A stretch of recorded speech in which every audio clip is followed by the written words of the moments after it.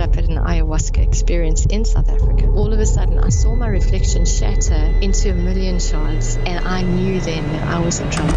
Warning, ignorance isn't protection, it's deception. There's a war happening right now, beyond what your eye can see. The enemy is after your mind, your home, and your destiny. But the one who speaks truth is calling you higher. This is God's Voice Daily, where the supernatural gets real, and here is today's featured episode. Enjoy. Well, Hilary, welcome to God's Voice Daily. You were deep in the New Age, living in India and exploring ayahuasca until a terrifying demonic attack led you to your spontaneous deliverance when you cried out to Jesus. Tell me more. Well, it does. I'm just going to give you a little bit of a backstory. I was raised a Catholic. I spent most of my schooling time in a convent, and I always felt really like I was wanting to get close to God, but I wasn't really finding it in that structure. You know, I would often bunk school and go next door to where they had the church and the presbytery, the priest's house, and go and ask questions. And I always used to feel this poor man used to think, oh, here she is again, you know. And I was always trying to understand. And I would have some experiences when I was younger, like a lot of night terrors, but it wasn't like dreams. It would be this plaguing of, something against me at night. I would be terrified. And I would sometimes have what I now know is sort of out-of-body experiences, trying to get out of there. Feel like I'm wading through soup, trying to get away. But there was a lot of, I would say, like demonic forces against me. And I had some, I think doors were open really early around that. So I had this thing of seeking and trying to find God, but never really finding him in a lot of the places I was looking. So this led me to, I was reading books that my mother would say, don't read my books, because she used to read a lot of scary stuff, and I would always be reading. And I read a book called Michelle Remembers when I was really way too young, and it was about satanic ritual abuse and a survivor and how she spoke about it. And I felt like real evil coming from this book, but couldn't put it down. I had a lot of these sort of things that would plague my dreams as well. And then, as I grew up, I moved, away from, I realized that, God wasn't really in the church, and it felt dead to me, but I didn't know anything else. I got married, and it was, it was really miserable from the word go. I did get married in the Catholic Church, but, it just, all of it felt like it wasn't, satisfying. And I was struggling already with depression, I think, from a child. And then, in the marriage, things started, happening. I had a couple of incidences where people would tell me that they had dreamt of me, and I was, somehow helping them, or I'd given them messages. And so it all seemed really like weird. I couldn't understand it. Somebody had a suicide attempt, and I was called to the hospital. It wasn't even a close connection of mine. It was a friend via my mother. And I was told that I needed to go there. She would only talk to me, but I barely knew her at all. And she said when she had cut her wrists in the bath, she had come out of her body. And I was there and told her that she needed to go back and all that. So she was only talking, but I was pretty freaked out because I was in an unhappy marriage. Wow. I didn't know what was going on. And there were always these, I had dreams of premonitions, or I don't know, like of people who were about to die and stuff like that. So I knew that, now I know that the doors were like well and truly open from really early on. But I couldn't have said why I felt, and I think God is so good because he's still unraveling some of this for me. I went into everything pretty much. My brother died. I got a divorce. I was in the Middle East, living there with my ex-husband. And the grief from my brother's death and the loneliness from being in the Middle East on my own was really challenging, because I found like I just had no one to talk to. I didn't fit in with anyone. The internet was expensive at the time. So I didn't really have a lot of escape. And I fell like quite deeply into depression. I was drinking during the day. You're not supposed to do that in the Middle East at all, but and I was painting to try and pour things, I guess, out of me. And I had a moment of like real grief where I just felt like I fell into a deep pit and like quite literally was sort of sucked so low that I went into like a sort of a hell. There was just emptiness. It was just emptiness. And then I was pulled, I felt like I had let go of myself, like I didn't even know who I was. It was just this pain. And then I was pulled up and out by something that was so comforting, like literally pulled up and out. And I felt like I was being held in, I don't know, like just being held, almost like, and this amazing love and compassion and feeling like this is where I've always belonged. And then, it was sort of put down again. And I came to on the bed and it was like that grief had somehow gone. It was never like that again. It was never that hopeless or that intense, but it made me go like, there's something else that I can really connect with. And that put me on a bit of a seeking path. But the marriage was really bad. I mean, the Middle East, there's a lot of drinking, there's a lot of partying, and there's a lot of, I don't know what you call it, like wife swapping and stuff. So it was just really a weird, awful experience. And even while I was in the Middle East, I always had this feeling like, when I flew in there, I felt like there was something around my neck that arrived when I landed, like literally a grip around my neck, at my throat. And I had problems breathing there the whole time. I felt like there was something on my chest when I was there. And this thing used to intensify when I'd go into states of being like depressed, or I would really battle to breathe. And it was always like I started to get these red marks around my neck as well that people would notice. And anyway, so like this thing was, the Middle East was really just a nightmarish time for me. And in that time, any time I left there, because I did leave, from time to time, I traveled back home once, and this thing would release around my neck. I noticed like when I would fly off, like the airplane would take off and it would be, just a bit in the air, and then this thing would release and then I could breathe again. And so then it's like regional kind of demon or something, right? Well, this is something that I think I became quite sensitive to, because definitely because I noticed it when I left, and then I had spent a holiday back in South Africa with my family. And when I came back again, there it would come on, literally landing in the place. And so, years later, when I found out about, the principalities over places, this made perfect sense to me. And I seem to be quite sensitive, years later with travel as well. That's interesting, Hilary, you say that, because I recently was talking to someone who does mission work in Africa. And that's what he said. It's like when you land there, it's like you feel it. Like it's hard to verbalize that, but you just know you're on their territory and it's in the air. Like if you're, like you were saying, if your spirit is open to that, you can sense it. You can pick up that feeling of like you're in some dark places. Interesting. Anyway, go on.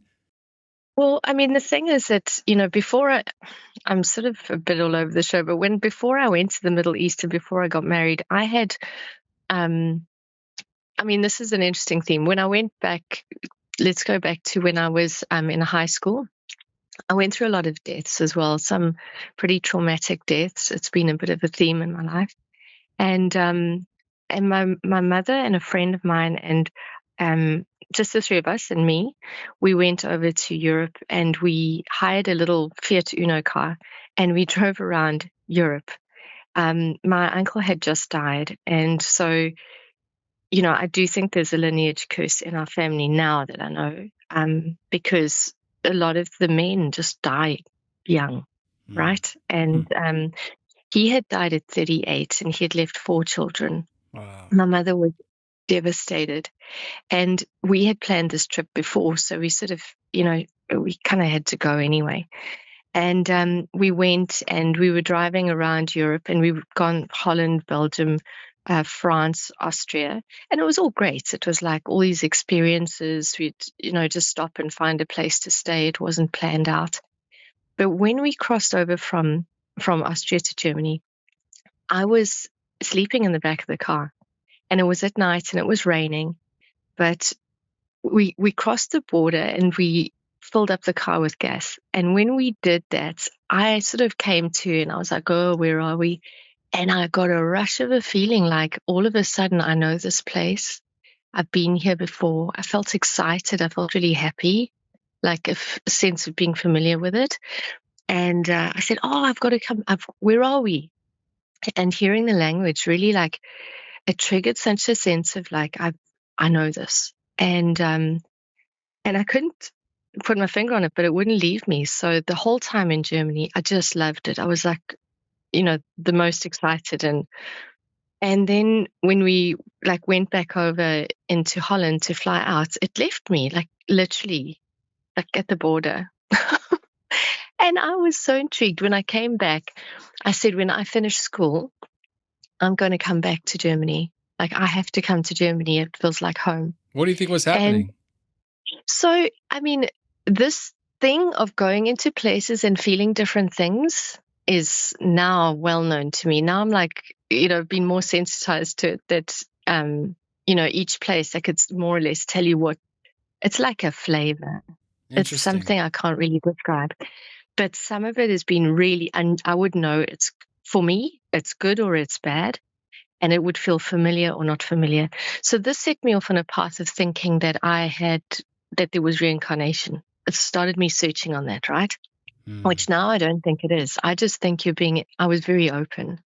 So I think all the doors were open. There was no discernment. There was no knowledge. And there was certainly no, I think God was always protecting me. So many stories of that. But in Germany, the weird thing was that I landed up, I went back, 3 days after I finished school and I got my results. I was on a plane, didn't speak the language, didn't know anyone. And I was just 18 and I lived in Germany then.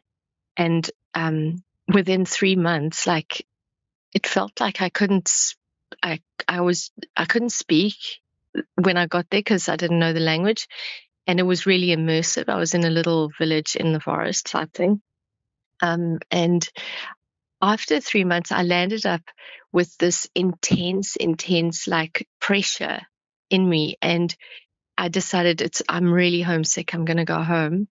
And the next morning, like, I woke up, I was speaking German. I had dreamt in German and then I was speaking it. And they all used to laugh and say the day that, like, she never used to speak, but when she started, she didn't stop, and it was in German. Like, I was still now, this was in 93. And still now, I'm 51 now, and that was when I was 18. Still sometimes, the German words will come faster than English. And it's just weird because it was such a sense of knowing. And I think that was carrying some kind of spirits with me, maybe, because I felt such connection to that place. I felt such a connection to India. And once I went through deliverance and once I surrendered to God, those things felt like they were closed off. Not closed off like... Hilary, it's interesting you say that. I'm sorry to interrupt you because you know how sometimes you listen to certain songs from like childhood, this nostalgia that happens, this familiar something, it activates something. I still have, so I moved from Eastern Europe, Ukraine. I was kind of snatched out of that place. We moved in the middle of the night, 3 o'clock in the morning. There were mafia threats and this and that. But there's certain songs that just like this, it almost feels like a familiar spirit. Because I used to think like when things get hard, I would just kind of listen to that and I would disappear in those, it kind of go back in time, so to speak. But now, even the more I listen to you, that's not right. That's not good. I'm still processing. With me too. Okay. So definitely, I don't know if there's any time you say, oh, I've arrived, I think because I'd opened so many doors, and because my lineage had so much, which has all been shown to me like over time, like God has been so gracious. But I think if he had to do it all in one whammy, maybe I wouldn't have coped, you know, because I think we're dealing with like a long, we've got long lines, going back. And if there's iniquity, and I mean, there's always sin, because we're that's our nature. And so there's always stuff that's happened. And if people haven't known or had the grace to come to salvation, then I mean, we wouldn't have ever done that. So we wouldn't have really understood what's going on. And yeah, so definitely, I mean, I could talk about in each place, like crossing over into, like when I went to India, the feeling was it was familiar instantly. But I had had premonition dreams. And I say premonition before I was saved. And the dreams that I've had afterwards have been, I think, prophetic. There's a difference. I think that some of it was coming off these potentially familiar spirits or things in my lineage in the past, because they were impressions and they would be very powerful, but I wouldn't know what to make of them. But I always had a load of supernatural experiences. It was something that I didn't really know where it all came from, but I knew that the doors were like wide open. I remember being super little and being terrified at night. And this would have been, I remember things from the age of 3. And I can remember feeling things, because I couldn't see things. I couldn't like see spirits or anything, but I could feel them really strongly. And like even localization, I could know like where they are. And I could sometimes get an impression of it's like a female or a male. I mean, this carried on throughout my life. Is it something that carried over to your adult life as well? Absolutely. Absolutely. It Well, the happened reason in my why adulthood. I say that, because I've experienced the same thing and still do. Like sometimes at night I wake Yeah. up and I just feel this energy in my room, and like you said, you almost know Yeah. what gender it is, and I just know if I Mm. open my eyes and look that way, I'll probably see something. And so I just start praying and Yeah. rebuke. But Yeah. and it's because I always thought, when you're a kid, that just happens when you're a kid. But then when you grow older, those fears are going away. Yeah. But they didn't, and they don't. And there are times where I do feel wake up. I'm sure people watching and listening, they'll probably be in the comments, Vladimir will be praying for this. But I mean, just because outside we'll always try to get back in, right? Devil is an intimidator. Absolutely. He'll try every trick. But there are times where I wake up at night, I'm like, I want to go to the bathroom, Yeah. but I really don't want to see what's here. And just say a quick prayer and just go back to sleep. Well, I know that after I was saved, God delivered me from a lot of that fear, that terrible fear that sort of seemed to be, I like just right at the door, like you could open in on it at any time, because I feel like there was a lot of stuff around me always. So, if I was to, and I couldn't see it, but I could feel it. And I had a lot of things happen where these, I don't know, entities, spirit would literally like break into this realm and start doing stuff like flying things around. So I don't know if you want me to talk about some of those, but I could. Sure. Well, I They, mean, I love the fact that you're talking about this, that we're talking about these different things, because it seems like in the Christian circles, people don't want to talk about that. But they why don't want wouldn't to. you want to know what the enemy is doing? Once you know Yeah. the truth, it sets you free. And yeah, so I'd love for you to talk about these things, because I guarantee you, Hilary, a lot of people are dealing with this more A than you lot of think. people are.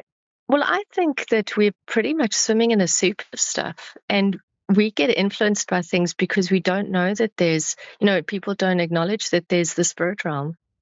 And I always knew that there was a spirit realm. I just didn't know how to make my way in it. I didn't know how to protect myself, and I was at the whim of it.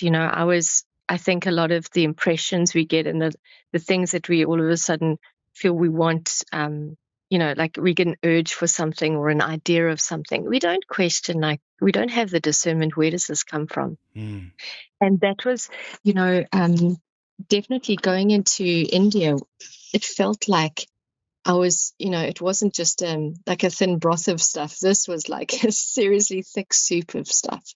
When I arrived in India, okay, let's just go back. I went from the Middle East, I went back to South Africa.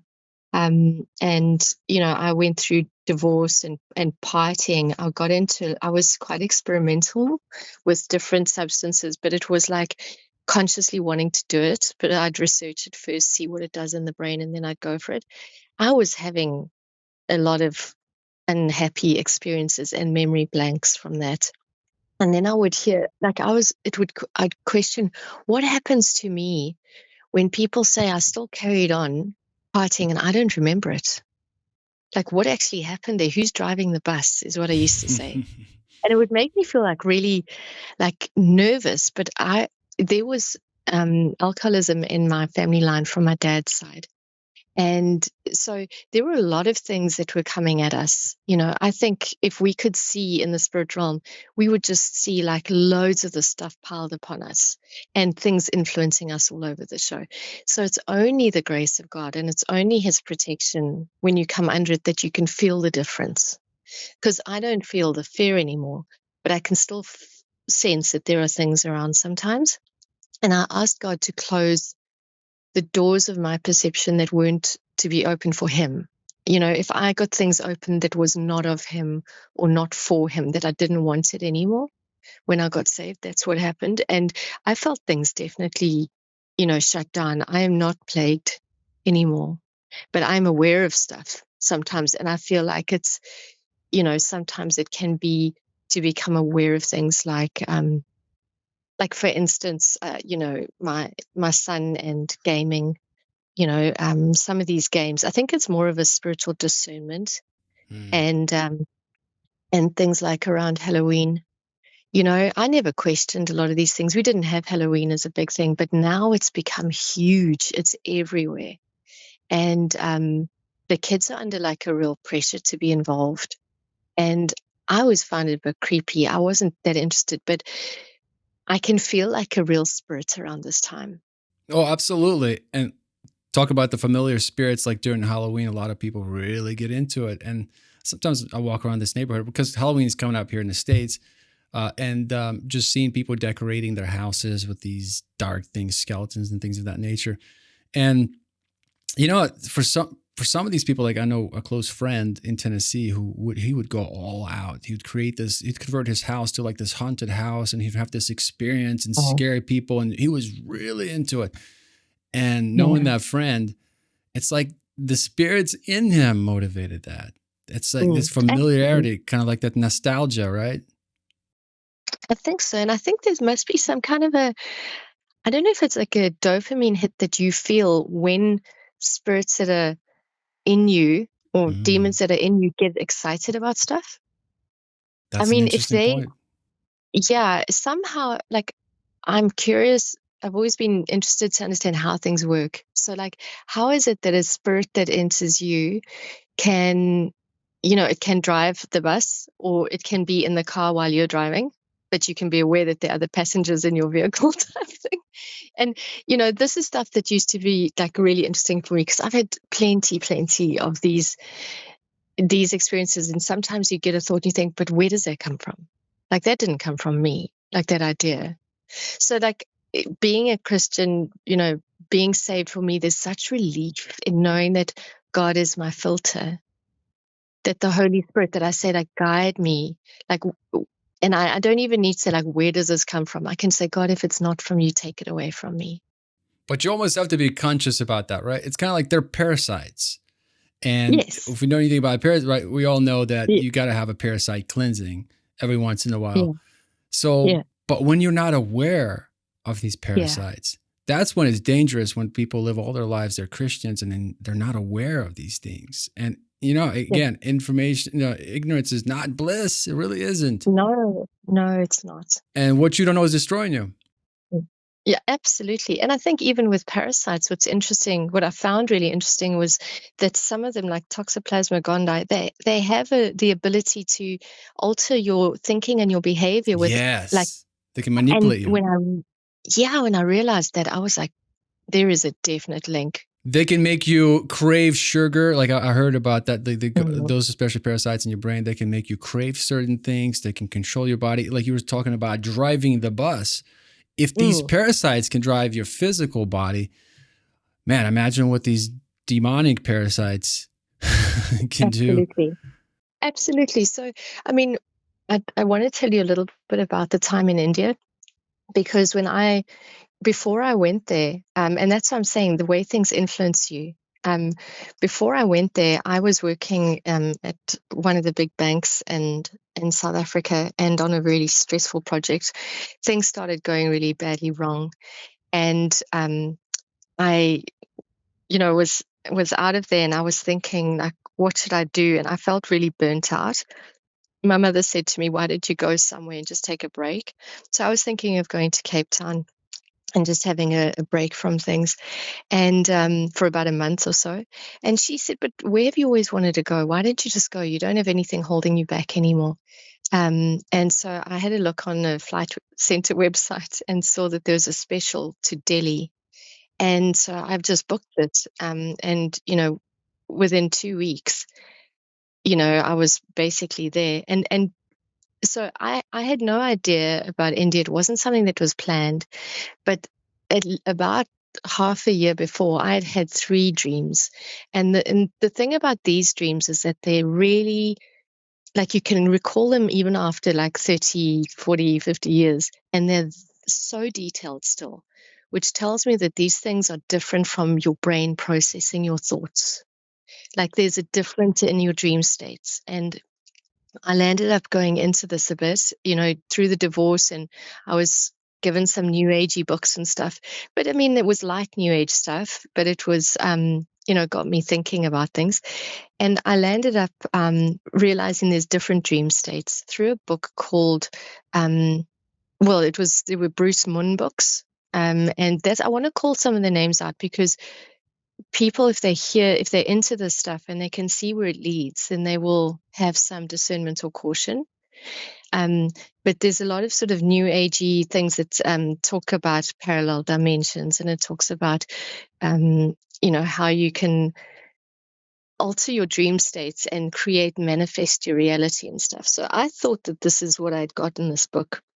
Somebody said I should get it, a guy from work, and he'd given me a whole lot of these books, and it was starting to like really open me up to these ideas, which hadn't been there before. And you dream journal, you write down what your dreams are. And then I started becoming more aware in my dreams, and then I started seeing that there were different states of dreaming. And how this was illustrated to me was like, you'd have a dream and it would feel very real. Like if you're in a movie and you're watching the movie, you can get quite like into it, like you lose your sense of self and you're like right in the story. But if somebody stands up between you and the screen, you are, like that's just a movie story. But this thing in front of me is real, like this person standing up, like you're in this, it like altered your state. And I started seeing this in dreams. And when I started dream journaling, weird stuff started happening. And now I know I was opening all sorts of doors again. But I'll tell you about the one was, I was dreaming that I was standing in a kitchen looking through the kitchen glass and out into the garden. And in the garden, I was a little girl. It was me of about 4 years old. And I was running around and I was playing with a fox. And the me in the kitchen was going, "Oh, she better watch out. That fox is going to bite her." And I was quite like into that. And then all of a sudden, this thing came up between me and the kitchen window, like, and that scene. And it was the head of this strange animal that I'd never seen before. And it was like a llama, but it had like a smooth coat, not curly, and shorter hair. But the eyes were very brown. The eyelashes were really long. I could smell. It was really like real. And even in that, I thought, what's this? I've never seen this animal before. What's going on? And then I would wake up and I checked the time. It was about 11 o'clock at night and I'd gone to bed early. And so I went back to sleep wondering what the heck was that? And I wrote it down before I slept. And the next day I went to visit my mom and I was telling her about these dream journals that I was doing. And I said, this is what happened. And she sort of froze. She was like, what? And it was the time of videotapes, right? And so she used to tape stuff for me because I've never been a big TV watcher. I don't like TV. I always felt somehow. So from the age of 28, I stopped watching TV. I still don't have one. And so in the States, I had been sleeping and she, on the other side, was taping something for me because she was taping nature programs for me because I liked them. And so she would just put it in and record. And then when we'd get together, we would watch just nature programs. And so she recorded this thing. And that's exactly the scene that I was seeing at that time that she was recording it. So she was watching it on the screen of this thing. It was the Andean hills. It's called an Andean camel. And this thing came up exactly as I saw it. Exactly. So this was later on, I understood this is remote viewing, right? And I would have quite a few of those experiences. So I wasn't just experiencing spirits coming into me and affecting my mind, but I was able to go out and get into others, which I didn't really know I was doing. That's so interesting. I know there are a lot of government conspiracies. Stuff pops Yeah. up in my feed where people do remote viewing and like that legit documented stuff. So interesting. It freaked my mother out. She was actually quite angry with me, and she was like, I don't know what you're doing, but you must stop it. And I was like, I don't know what I'm doing. But it intrigued me. I was always like really curious, and I think that curiosity kills a cat story is sometimes true, because I was seeking into everything, and I didn't have a good sense of what's unsafe. With that, the remote viewing was like, there was sort of undeniable because it was around the same time I could describe it perfectly. I saw the scene.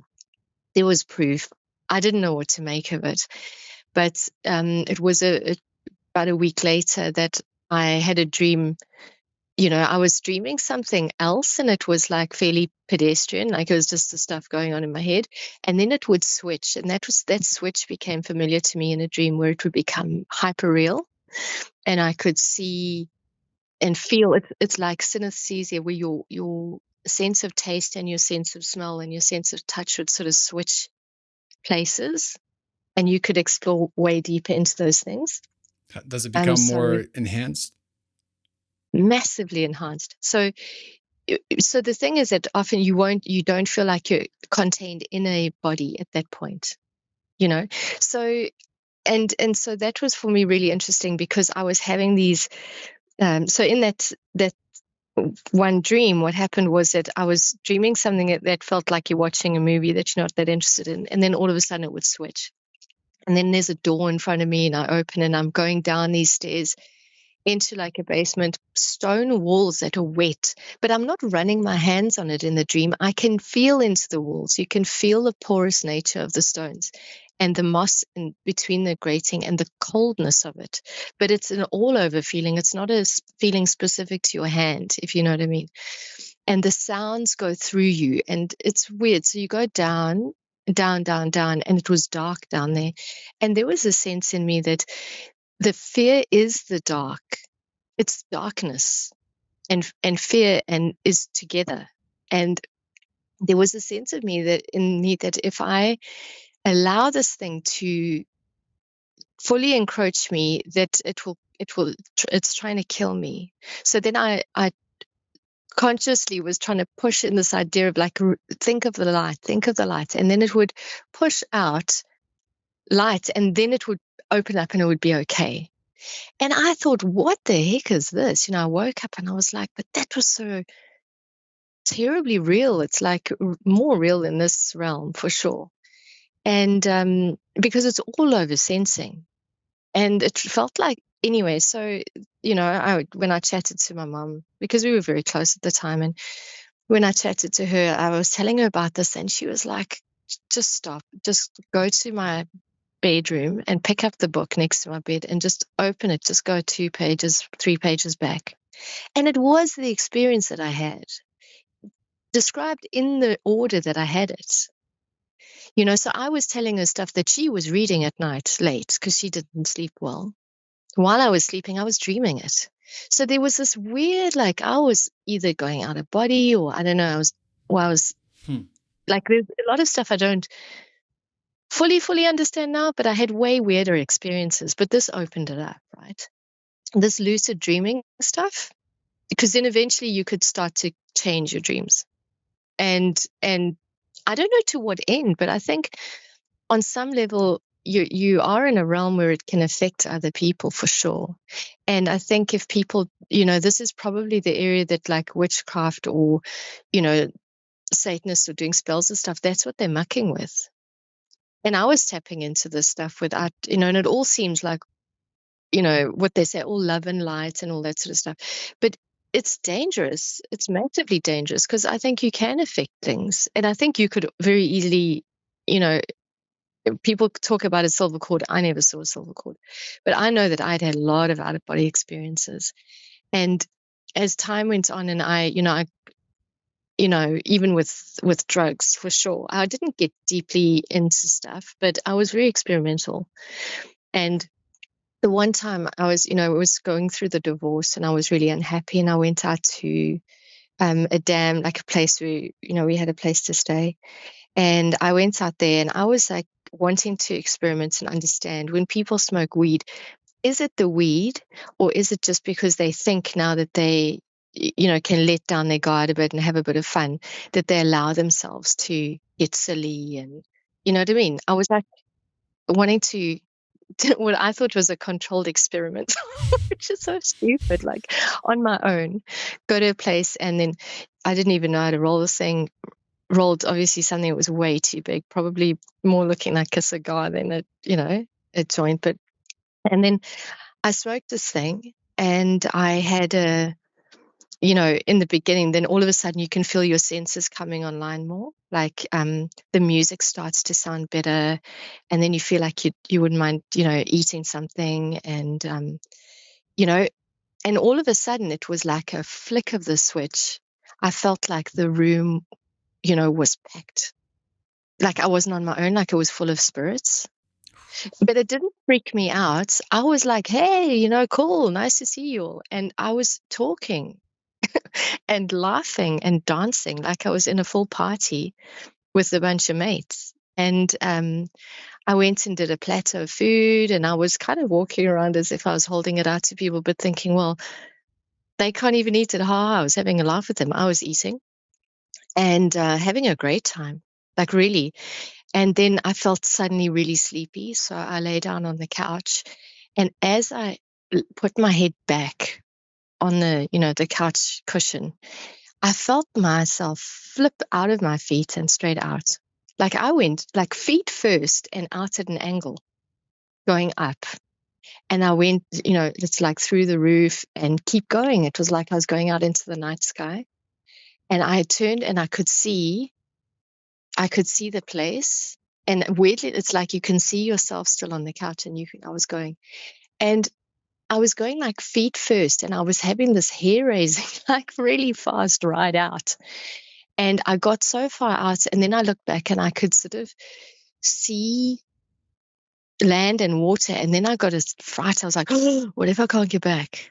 And then all of a sudden I felt like I bolted back, and then I literally, as if somebody has electrocuted you, I jolted off that couch, because it really goes through all of you when you hit back in.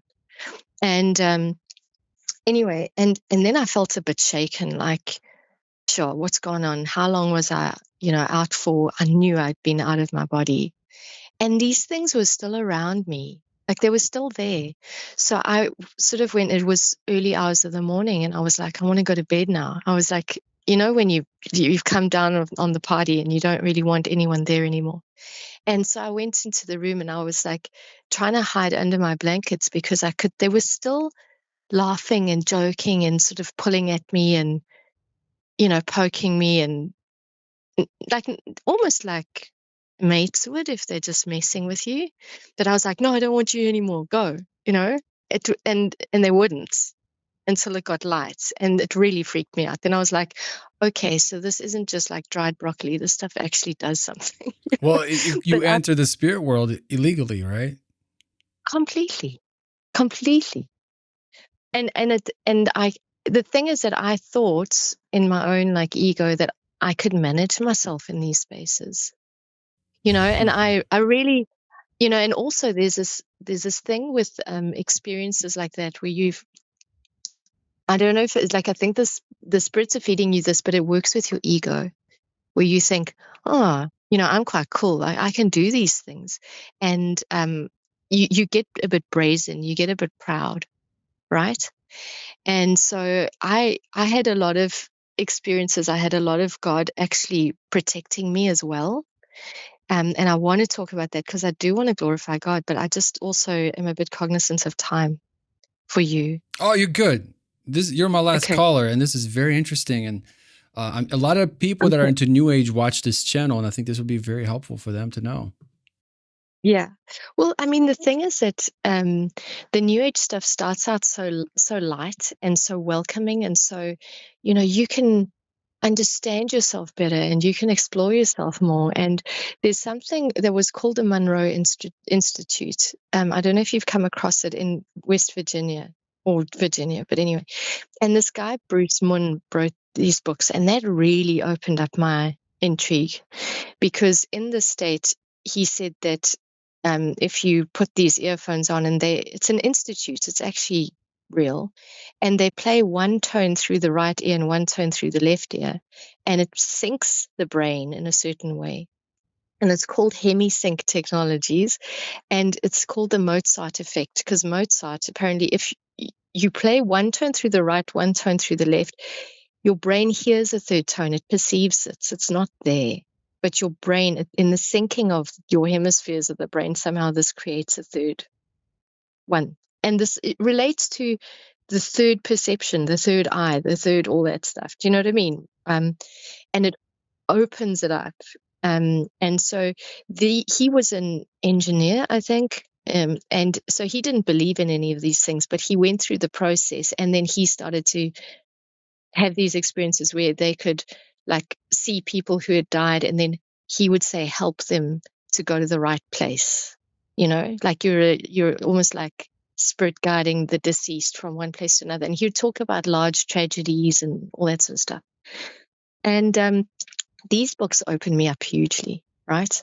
Because then I was into experimenting with things. And so like Satan doesn't come out with the horns and all that sort of stuff immediately, right? It's a slow process, and it can take decades. And you can think you're safe, and too.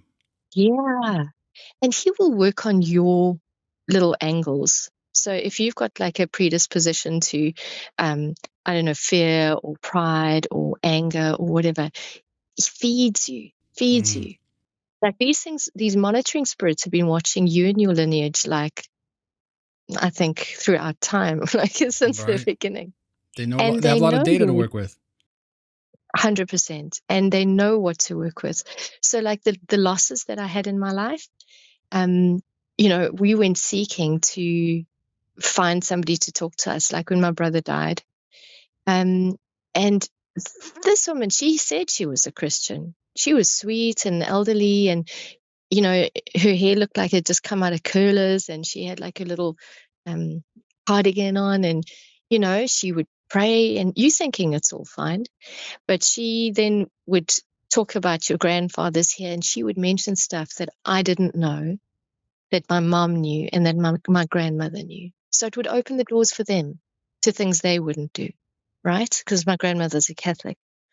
But I was getting information then and spreading it. And that's one of the massive regrets and things that I've like wanted to repent from, is that I was super liberal with talking about stuff, and it was pulling other people into things, and now I think, God, how would I ever go back to everybody and say, no, don't do that? Like, all of that is just dangerous. And I have to believe that His grace and His mercy will, that covers me, but also I still pray. Like, every time I get an impression, oh, you said this, please, God, I'm sorry, and please just cancel out any of those effects on people, Anyway, but I landed up. So this woman, my grandfather, who I never met, but I used to dream about when I was younger, and he used to be into spiritualism. He converted to Catholicism before he,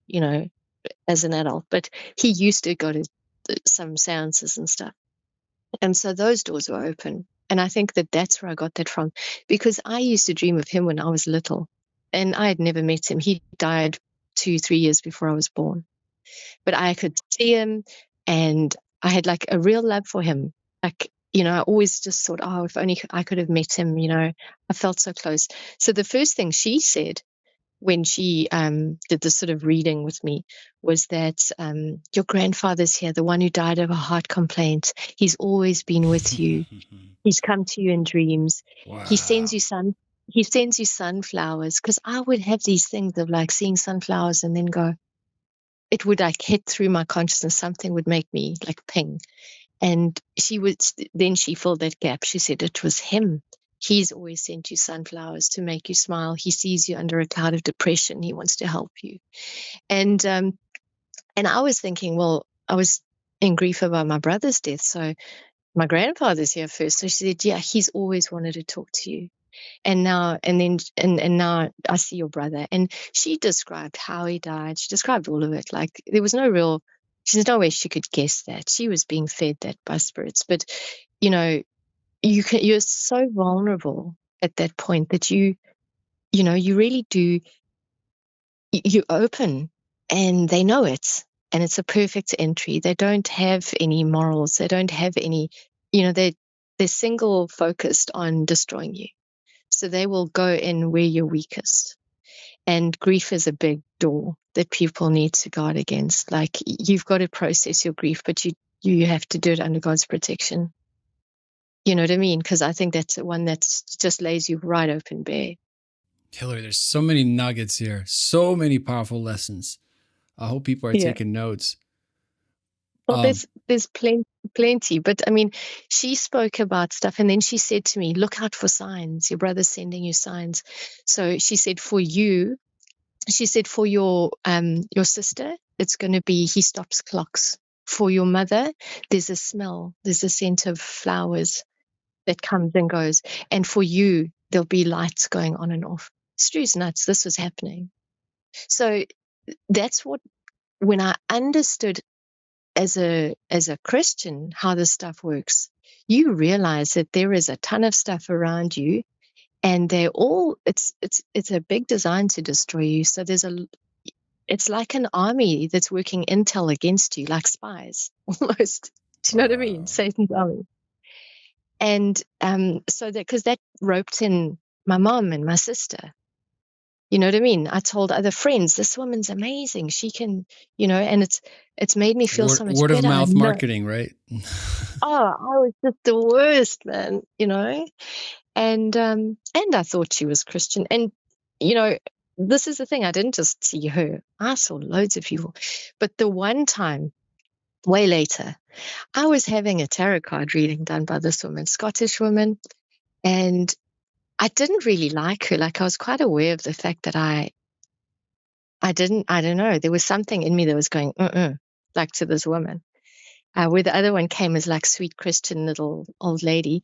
This one, there was something nasty about her, the way she spoke. She's very abrupt, and she was doing this reading for me.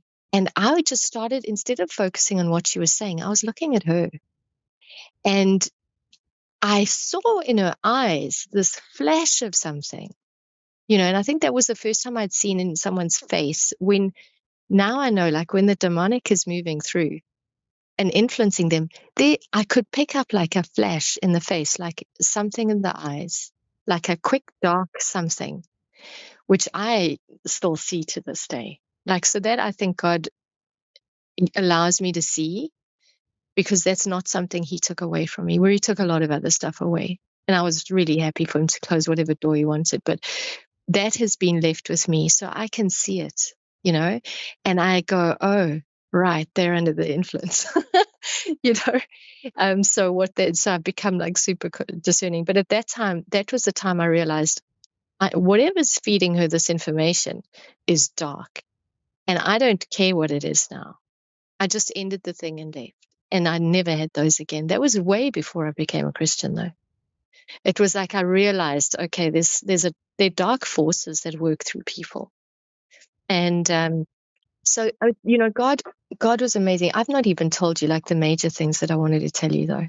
Oh, let's jump into it. I know you also had a deliverance, Yes. spontaneous Well, deliverance. I want to talk to. Okay, so moving forward, I went through a lot of experiences. Then I went to India. I opened up every door there, like wildly. I stayed with gurus, and I wasn't going spiritually seeking, but I had those 3 premonition dreams. And then when I went into India, like it was later than, like way later than that, must have been at least half a year, but I'm not good with dates. But anyway, I got there.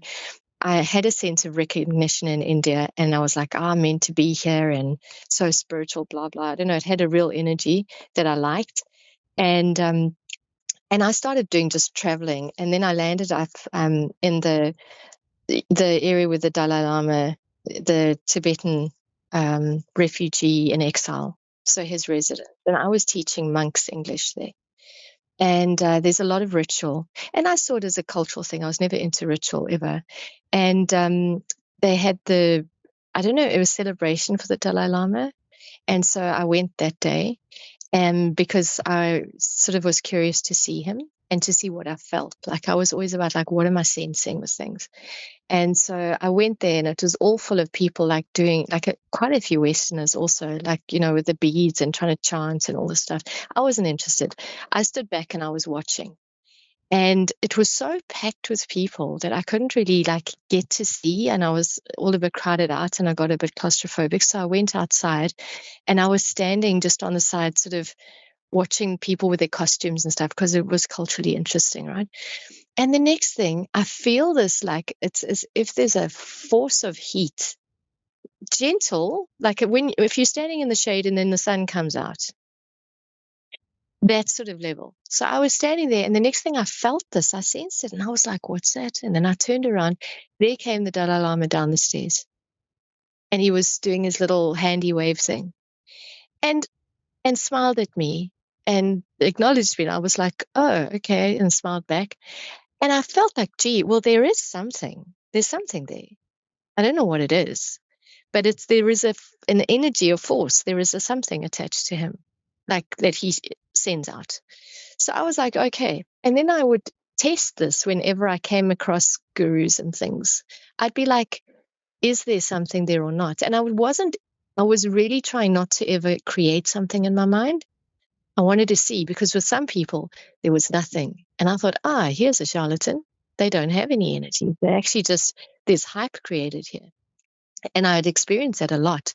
But I landed up guru hopping. You know, I would go from one to the other to the different sites. They call them mahasamadhis, like where they've died. Some of them you literally feel like you're being radiated, and others you feel like an oppression. And so I was, you know, for me, it was like a grand, like no holds barred, just go travel and do. And so I had a lot of experiences with that, very profound, and somewhere you could literally almost like move your awareness out of your body while you're still in your body. And so it's not out of body when you're sleeping, but when you're awake, and a lot of things like that. So there was tons of stuff. And but anyway, went through all of that, and then I landed up going to the Kumbh Mela. Have you heard of that? It's the world's largest religious gathering. So they've got like, I think it was like 15, 17 million people in one area. And Crowded. you go there, hugely crowded. And they've got something called in Hinduism, they've got, I was always pulled to the Shiva places. So there's Vishnu and Shiva is the main predominant ones that people worship. And just as it happened, I landed up always being pulled to the places that were Shiva places. Now, Shiva is for meditation rather than devotion, right? So Vishnu and Krishna, that's the whole lineage of Krishna and Vishnu is all love, so you love Krishna or Vishnu, God, they would say, but it's not our God, but to the point where you forget yourself. So you dissolve into them, right? It's Krishna Bhakti, it's devotional. I never went for that. So those are people who will sing their worship and they'll dance and all of that. I wasn't into that. I was a bit judgmental. I wanted the hardcore meditation stuff. And so it was like using the mind to kill the mind and the ego and all that. And so I went into mad, deep amounts of meditation. Like, there's Vipassana is like 11 days of meditation where you do fasting. You don't make eye contact. You feel like you're going out of your mind. You honestly, I think it cracks bits of your psyche. I think it's designed to, but it's based on the original Buddha's teachings and the nature of reality and breaking it. And it's anyway, so that was, and I had some strange experiences there. You share a room with people. I was sleeping on the floor at high altitude desert. It was horrible. But I landed up sleep talking that others could hear, but only when we could speak again after the thing. They were like, how do you speak Hindi? I said, I don't speak Hindi. I can order chai. Like, I can't really do much except say hello and how are you. They were like, no, you were speaking like properly. So there was stuff that was happening through me a lot, and I didn't understand it. But now, as a Christian, all of these things make sense. I was just, God really is amazing to protect me because I was so stupid and so risky. I had no sense of fear. No sense of fear in that I was just, I wasn't doing it to become like God. Like, that was the one thing that I always got curious about. Like, why do people want to become like God? What a huge responsibility. I think I was trying to, I wanted to get away from the responsibility. I wanted to escape this realm. I found this realm really, the physical realm that's just like, the routine and the strife and the troubles of life. I found it too oppressive and too hard. So I was doing this as an escape, getting out of body, out of mind as often as I could. And escapism, right? Totally. And I felt like ill-equipped to handle this realm. So I was always trying to get into the other one because it was more interesting and more free and more fun and more, I don't know, mysterious, I guess. So I mean, I read heaps. I saw heaps of, different gurus. I'd go and hop and experience. I would be called to them. Like, I lived in an ashram for a long time because my credit card, my way of drawing money went missing again, mysteriously, disappeared, not stolen. And I landed up staying at an ashram, and they had a ton of experiences. And I went to this, like, to the guru. I'd ask him, like, are you my guru? And he would say, no. he would say, you take a flower from every bouquet and you make your own. And, and I was like, oh, I'm so amazing. It's like such deception.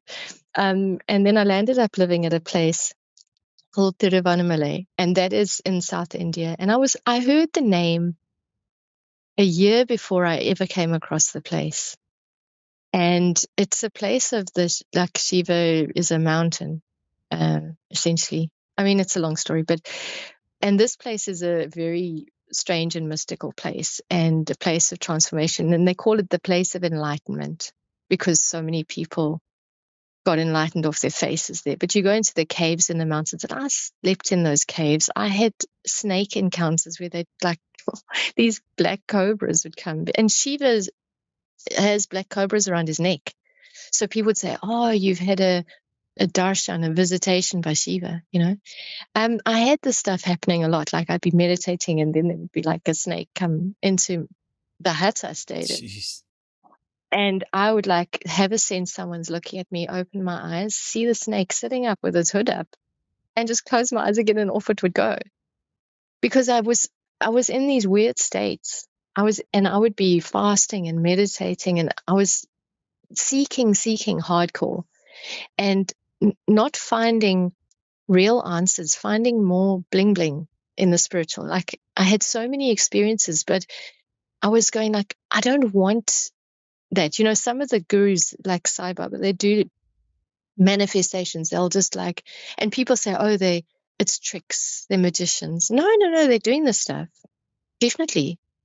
Because I know what I experienced there.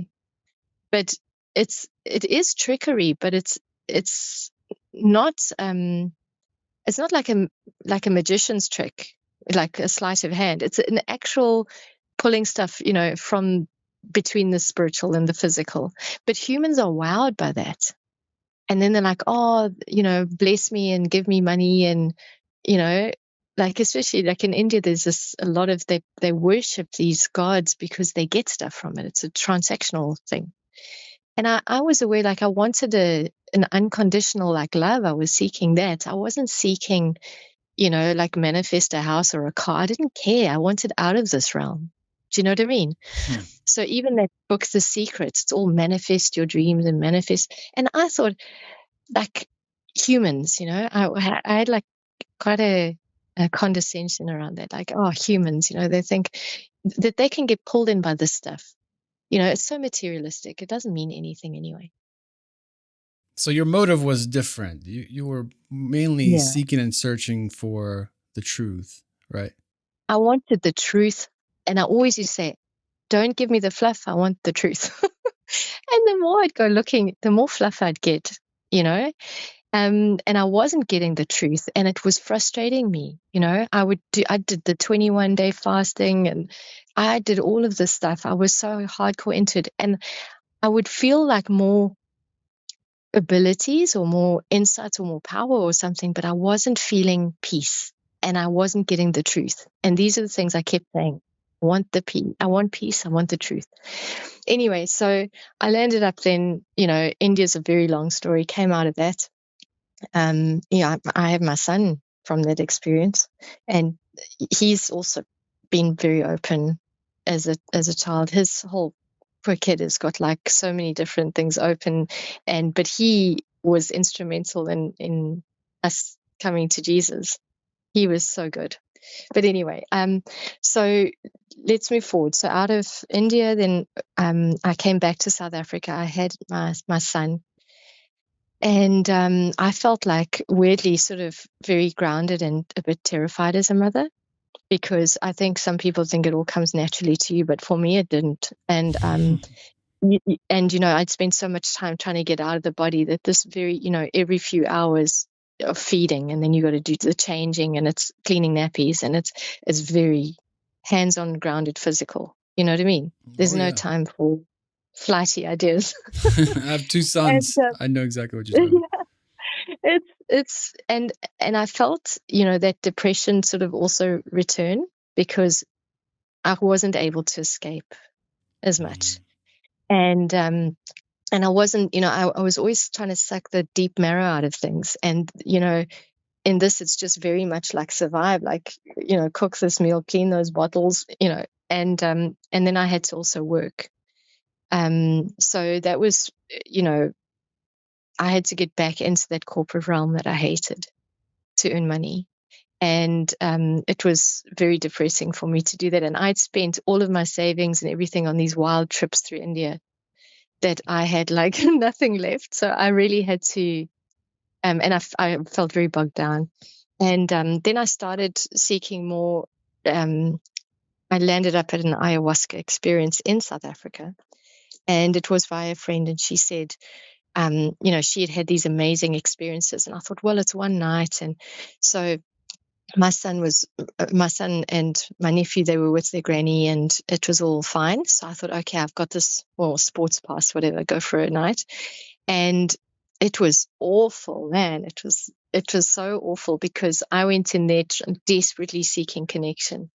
And I was asking, like, I want to know, God, are you there, and everything else. And I experienced something else come through. Like, so, I mean, it was quite ritualistic, which I didn't like. And it took ages. And I was like, when are we going to have this experience? And they're singing hymns. It's called the Santo Daime. And they are a group in Brazil. And it was a priest who'd gone into the Amazon to convert the tribal people. And they had given him ayahuasca. And then he had this like Powowza experience where he saw Mary and Jesus and all of this stuff. And I'm saying a fake Jesus because I've also seen a fake Jesus. So I know that that's possible. Anyway, he came roaring out of the bushes and said to everybody, "This is it. We found the answer." And then it's a whole church based on this mod podge of deception. Yeah, but it's weird, sort of ritualistic. They wear uncomfortable clothes, like the women look like nuns, and the it's just weird, Like the man. The whole thing. chanting and all of that stuff, right? Is Yeah, there but they chant? sing like, yes, but it's in, I would say, Portuguese because it's Brazilian, but it's all these it's and it's ugly sounding. And I was like, come on, dudes, if you're gonna trip, then put the lights low, put some nice music on. Not this. This But is you horrible. knew it almost like felt demonic, right? It felt bad. It didn't, I didn't even have the terms for demonic back then, but definitely there was an evil. I felt like this thing doesn't feel right. Instead of me saying, this isn't working, I'm leaving. No. I'm like, give me more. I pushed forward. You were committed. I was committed to having my one night experience because I was so tired of changing nappies and stuff. And so I landed up, having extra of, I mean, it's a vine, it's a juice. The juice, it's a drink. It tastes like thick, malty chocolate thing, and it tastes a bit sickly. Like there's something off about it, but you drink it.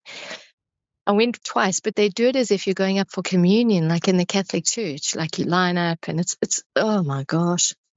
And Huge I ritual. then Wow. went, yeah, it's a massive ritual. And sat down. They've got a crucifix on an altar, Really? and I was thinking, when is this stuff going to hit? We've been listening to this horrible music for like an hour now. I'm done.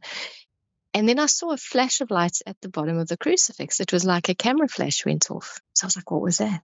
Is something happening, And then for ages, nothing. And then the woman who was, because the guy was like a priest doing it. And then there was a woman who stood up, and she was like she looked like a head nun. She looked grumpy, and I don't know, I didn't like her. She was giving me the vibes from the nuns when I was growing up, So it was triggering me a bit there. And she, all of a sudden, she hands out these, they look like joints at the end of each pew. And everyone lights up, and she does this prayer to Mary. I mean, like Santa Maria something or other. And she does this long thing, and then everybody lights up and they start like passing these joints down the aisle, like down the pew. And I was like, what? Well, if we were going to get stoned, why didn't we just do that in the beginning? Why did we waste all this time? I was feeling really very critical, very antsy, right? Not a good thing to go into that sort of state in. And so they pass it to me. So I'm like dragging on this thing, like, come on, like at least let this thing happen so that I can, move the story forward. And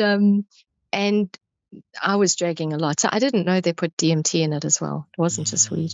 And DMT is the active ingredient in ayahuasca, but I didn't know you could smoke it. And I didn't anyway, so I had this stuff.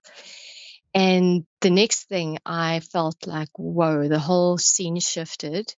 And the woman next to me, she ran outside, and outside was a dark night, and there was some white light, almost like a security light on.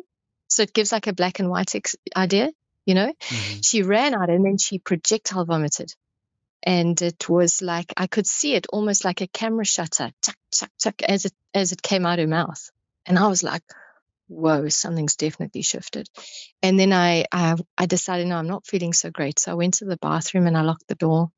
And as I looked in the mirror, I saw, and I was like, oh no, what have you done? Because all of a sudden I saw my reflection shatter into a million shards. It was like, and I felt it in my whole body. It was like my spirit just went and fractured like in every direction.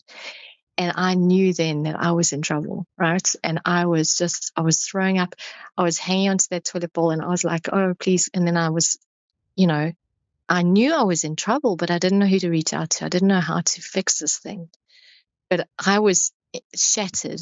And I found this, it felt like there was a presence next to me that was very bright. It was bright yellow and it was, I don't know, it was burning me. The heat of this thing was burning me. It felt like my skin was being burnt and then salt put on the raw skin and then that layer being burnt off. It was painful. In my head, it felt like there was this light trying to come into my head that was trying to go in through the meanderings of my brain and burn it. Jeez. It was terrifying. I was so scared because I was like, I just want to know God, but this thing is more powerful than anything I've ever experienced, right? But I was like, but where's the love? Like, I'm not feeling the love. I'm feeling power, but I'm not feeling love. And then I was like, but then that can't be God. Then what is it? And all of this time, I'm feeling like it's trying to yank me out of my body. It's trying to yank my spirit out of my body, like I'm hanging on by a thread. And the thread that I was hanging onto was the thought of my son. I was like, I can't be found dead on the floor in some random yoga studio after some ridiculous, evening with all this madness. Like, this is not how it's going to end. Like, I can't. But this thing was trying to yank me out of my body. It wanted me out. And this friend of mine, she was like, came to the door and she was saying to me, let me in. I like managed to crawl over and opened it up. And she was saying, just let go. Just let go. This is your fear and your resistance, just like, what do you say? Not succumb to it, but like allow it, and I was like, no, this is bad. This is evil. Oh no, there's no way I'm going to. It was so bad because she kept telling me like, there's something wrong with me. And I was just like petrified of the power of this thing. I think that was Lucifer. Now, I have never from any other time experienced something that powerful, right? Like as in like a spirit or whatever. Because it's a force. It's not a loving thing. There was no love in it. It was, I don't know. And that's the thing. If you're seeking power, you'll be pulled to Luciferianism. If you're not seeking power and you want like the love and the connection, it can do that for a bit, but it eventually has to let the guard down and show you it's for True power. colors. It's not for love. Yeah. Wow. So that left me shattered and going for counseling for a while. I can talk about it now because God has healed me, but for a long time that would break me to talk about that. It scarred me. It was so huge. And then moving forward, like I had, I tried to recover from that and I thought, clearly I shouldn't go there now. I must be a mom and I must just deal with what I'm dealing with. But I still would, try weed and stuff like that. Mushrooms, I've got actually each one I could detail the experiences because they're different. There's a different spirit you're also dealing with in these things. Yes, they open the veil, but it's not just opening the veil to like random stuff. There are things that you're contracting with when you engage in a certain thing. So with mushrooms or San Pedro cactus or whatever, they're different. They have different like intentions with you. Do you know what I mean? So that's why they call them teacher plants or because these things have got an intention. Yes, it's ultimately to destroy you. I believe that now 100%. But the ones that like will show you certain things. So it's why people have the certain same kind of flavors of experiences. It's not because of the substance. It's because of what that substance is contracting you with in the spiritual, in the demonic. And so that friend was like, you just had a bad experience. Like, and I did research 85% of people who have this ayahuasca have experiences where they feel beautifully filled, and they love life, and they get information about their future, and things make sense and all of that. Sting wrote a book called Broken Music about this topic. But the rest, that the rest of them have what is like a near-death experience. It's traumatic, and some of them see insectoids. I didn't see insectoid. I just felt power and fear, like massive fear. But I was convinced it was trying to kill me, like rip the spirit out of my body, and my body would just be there dead on the floor. Well, and you entered this realm illegally, right? So there's no protection for you. If you think about 100%. And your intention to seek God still doesn't mean that because, I think God used all of these things for me to come back to him. But now I can come back understanding why those things don't work.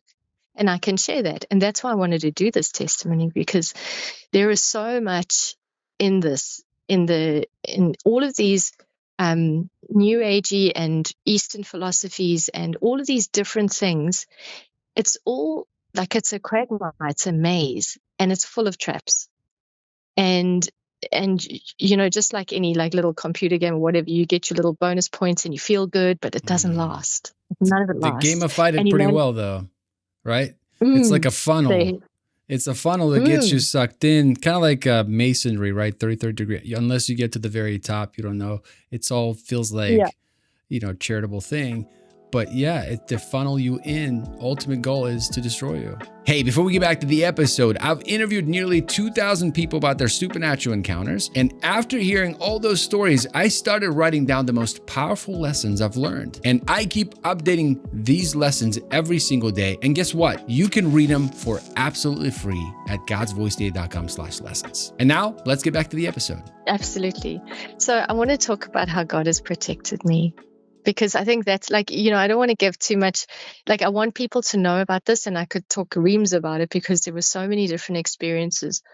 But what was really, for me, that showed when I was still a sinner, when I was still completely messed up, how God intervened and protected me divinely at certain times. And like he could see I was going to walk this ridiculous route. Meandering all over the show, falling into pits every now and then.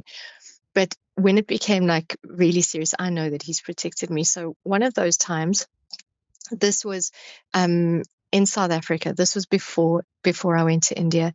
I had been searching, partying, whatever, getting into some new agey stuff, but mostly just reckless, and I had people over for what we say a braai, a barbecue, and we had all been drinking, and we were throwing stuff into the fire, weirdly enough. Now I just remember that actually we were throwing stuff into the fire. Some spirits, like why they call them spirits anyway. We were chucking them into the fire and seeing if they like flare up.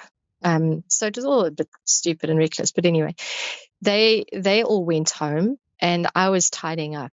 And so the table outside, I was clearing up, and I went and I was tired all of it. And this is the thing, I've noticed these things now. They don't happen to me anymore, but I'd get a super tiredness, and then I would sit down and I could go straight out of my body or into like a trance or get a vision or something.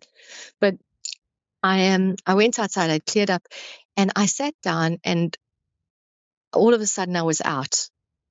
And I was in front of, like in my childhood where we grew up in these flats, I was in the elevator and the door opened, and I was in the passage in front of where all the doors are, in an apartment building. And it was like I wasn't in a body, and I floated along. I went into the kitchen, like through the door. The feeling of going through a door was interesting. Through the door, I could see everything how it was when I was little. And it was nighttime, and I went through, and I hovered over myself when I was sleeping. I could see myself, my sister. I went past my brother's room. I could see the moonlight going through his window. I went in through the whole house. I went over my mom, and I could see the style of her hairstyle was probably, it was a certain style that kind of went out. So I would say I would have been probably about 4, 5, 6 maybe. And then anyway, I was out, And then again, as I went out and I crossed that door, I was at another door, and it was in the apartment I was in the Middle East. And then I went through that door and I went into the kitchen. I was like a presence floating around this. So like these different times of my life, I floated. Yeah. And I hovered over, like I said, I was married in the Middle East. I hovered over my husband while he was sleeping. And then I went into the spare room and I could see myself painting. Now, because I would not sleep well there. So I would be up painting at night, then I'd sleep during the day. And I could see myself drinking wine and painting this painting. And so what I'm telling you now is that it cuts at that point to when I was in the Middle East and I was doing that painting, that I felt something in the room, a presence in the room. And I turned around and looked. So I had seen that from both sides then. Does that make sense? I was the presence in the room seeing me painting. And I don't understand how all this happens. I don't understand if I was given like a vision of this or whatever, but I was definitely out of body and kind of traveling timelines of some sort. I don't really understand it. But I'd encountered myself, and there's no emotion in that state when you're not in a body. It's just like an awareness, and you go, oh, she's depressed. And then I went out and I went to the bathroom, weirdly enough, and I turned around, you look in the mirror, there's nothing there. It was like I was being shown that you could do this, but I wouldn't have even thought before, oh, I do out of body experiences or astral traveling. It was just weirdness, just stuff that happened, right? Anyway, when I looked in the mirror and I couldn't see anything looking back except the tiles behind me, I could see the reflection, but there was nothing in it. Then I came back into my body, that I was sitting outside at my house again at night, after tidying up. And again, that electric shock, you get like a real jolt, like you jump out your seat. And I was like, what the heck just happened there? And it was around the time that I had this feeling that something bad was going to happen. And I told my mother, and I kept saying to her, I don't know what it is, but it's getting closer. And it was a few days before. And anyway, I left, I got up, I felt a bit shaken. I went to go to bed, and I was in bed, and I felt I was sleeping, and then I felt there was something metal next to, feeling on my thigh, and I had this force push me up to sitting. I was like lying on my back. I had this force as if somebody pushed my back up to sitting, because when you're lying on your back and to try and just do a straight sit up, like I can't do that without lifting my legs, right? You would have like really strong stomach muscles, but it was like a force pushed me bolt upright and opened my eyes. I felt like I had literally like fingers opening my eyes, like from sleeping. Do you know what I mean? When like someone like opens them. And there was a guy in the bed, and he was cutting my pajama pants with a big knife. And South Africa, a lot of crime happens, right? But if anyone had said to me before that this would happen, I would just die of fright thinking about it. It's terrifying, right? But I didn't feel any fear. I felt like there was an army behind me. And I just turned and looked at this guy. I didn't even feel in full control of my body, honestly. I felt like something was moving my eye, like my head. And I was just like witnessing through my eyes. This guy shot backwards off the bed. Like he was there with the knife cutting my pajama pants. And he shot backwards as if he was pushed. And he had his torch in his hand, and he shone it in my face, and it was shaking. And he was saying, just sleep. And he ran out. And I was so calm. I felt like, I don't know, my cousin was sleeping over. And I called out and I said, Briggs, there's someone in the house. Are you okay? And she was like, what? I said, someone's been in here. But because my thought at that time was, if he goes into her room, I'm going to have to kill him. And what will I do with the body? It was so clinical. I didn't feel fear. Like, that's not normal, right? And I felt like there was an army behind me. So she got up. She was all shaken, and she's like crying and whatever.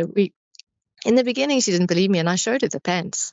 They were my favorite or pajama pants. I was actually really annoyed about that. But anyway, we phoned the police, And South African police are a bit like, if no one's died, they're not really like that interested. But they said they'd come over. This was about 4 a.m. when they came. And I was making tea for them, and I was super calm. My cousin was crying and all stressed out. And they didn't really want to believe me because I was so like calm about it. And then while they were there, they got a call from next door. Is it got light? Because the woman next door, the same guy had tied her up, tied up the children and made them watch while he raped her at knife point. So she described him the same as I did, like the red cap and the everything. Wow. So then they were like, believe me, but then they were like, well, why didn't he do, like, what happened with you? Why did he run away? And I joked and said, oh, maybe I've got like bad hair when I wake up or something. But, the thing was that I knew God had protected me. Like I could feel that army behind me, and I never suffered any kind of like stress response from it, where I had been hijacked and other things before, and I was like needing counseling. With this one, I felt like, whoa, I'm protected. I was like super on fire about it. But I didn't, it was just really, that was one of the times. And that was before India, before me going into all this mad stuff. I mean, I think God was just amazing because I know that I was protected. And so like all glory to him, right? Because like that was a time where I could easily have died. He had told that woman next door, if she called the police, that he was waiting for her, he would slit her throat before they could get in the door. But he climbed over the wall and came into my place. So that poor woman, you know what I mean? But like God, and who knows why things happen or why things don't happen. But I know that God protected me also through India, through so many different things. So, I mean, plenty more experiences could tell you. But the thing is that moving more to me actually starting to get saved, right? So can I carry on? Yeah, Sorry. absolutely. I'm enjoying this. I looked at the time. It's like 1 hour and 20 something minutes in. I hope you're not. I know it's probably late where you are. No, it's 6 a.m. I got up at 4 to make sure I was ready for this. Yeah, no, I've been waiting for God to tell me, like, this thing where it says if you believe in your heart and you confess with your mouth that Jesus is Lord, you'll be saved. It kind of has always plagued me. Like, I know I've got a big testimony. Like, I've got a big one. There's so many. This was like a master class. There's so many interesting things that you shared that it will be. I'm sure a lot of people are watching and listening, like, oh my gosh, I was experiencing that too, and I didn't know other people are experiencing similar stuff. Well, how about close the loop with your come to Jesus moment? I'd love to hear that. Sure. Just quick, it's 2 parts. 10 years before I came to Christ was I was in New Zealand, still suffering depression, always like this background depression that people didn't really know was there, but it was like a blanket. And I definitely, the doors were all still open. I was still having and getting information about people. I had been through a healing. I went through a number of initiations in India, so that opens you up like properly, right? So I could talk about Reiki. I could talk about the Reiki experiences, theta healing, and this other healing that I did as a permanent like person doing the healing in Bangalore. That initiation was ridiculous, and it wasn't. I've got to talk about that at some point because it's huge. And I think people will understand sometimes that you get these initiations, you are opening yourself up properly, like directly for something to enter you. Because something did, and it worked. And I had those experiences of remote healing people, and it all verified. And that's another whole glimmered chapter on that. But anyway, so I'd opened myself up properly. So still these things were open where I could feel things off people. If I really like tuned in, but I wouldn't like want to always, but you could get information from people about their aches, their pains, their worries, whatever. You just open it up and there it is, right? And I would also get like Yeah, so I was seeing stuff on people quite a bit, but in New Zealand, it's like nobody talks about the stuff. I didn't have any close friends to talk about it. And no one's like, it all just seems too weird for people. And we're in India, this is like normal. So I didn't talk about it much, and I was feeling very isolated. And there was a friend, and he would have some weed every now and then. I wasn't like ever like going and massively buying, and but I would, if it was there, I would want to have it, right?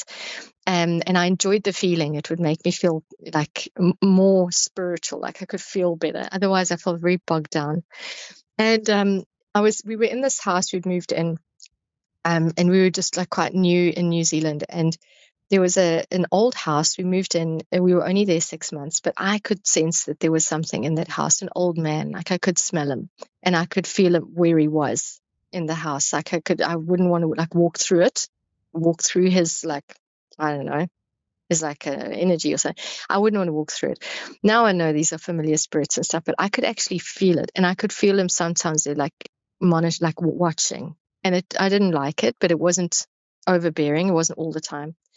And so I was also struggling. I always struggled to sleep. And so I was on YouTube looking at stuff around aliens, always investigating stuff. And so I read something that said the Nephilim. So I thought, oh, is that a type of alien? Like, what is that? And then it referenced Genesis 6. And I thought, well, what's that got to do with the Bible? And I was quite like anti the Bible, to be honest. I didn't even want the Bible in my house. Like people had given me Bibles, and I'd got rid of them. I didn't want them. And now I can't believe it, but anyway. And so I landed up looking up this thing and then thinking, what has Genesis 6 got to do with this? And then there was a thought that struck me was, what if this is all a big spiritual war and you don't even know it because you're so distracted, and you're like, what if there's only two sides to this thing? And you're on the wrong side because you like don't even know what you're doing.